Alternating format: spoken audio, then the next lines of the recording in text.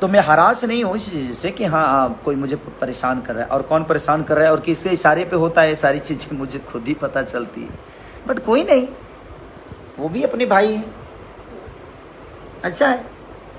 मुझे खुशी मिलती है कि चलो कोई मुझे पीछा करने के लिए इतने षड्यंत्र तो कर रहा है, अच्छी बात है। कोई काम से पीछा नहीं करता है तो षड्यंत्र करता है, बट कोई नहीं, ठीक है। तो ये अहंकार ठीक है, अच्छी है। ईश्वर आपको भला, मैं हमेशा कोशिश करूँगा जो भगवान आपका भला करे, भगवान आपका कभी गलत ना करे। और ये कॉपीराइट का झंझट नहीं है, ये ईगो का क्लेश है। जबकि मैं किसी से एडवांस कोई पैसा भाई नहीं लिया हूँ, और जितना लिया था उतना मैं गाना दे चुका हूँ। हाँ, मुझे अंग्रेजी नहीं आती है।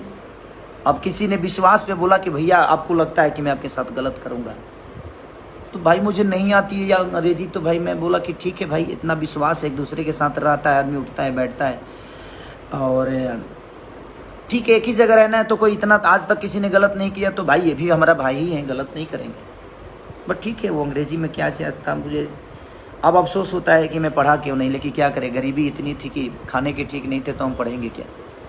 बट ठीक है, तो एक गरीब परिवार का बेटा हूँ और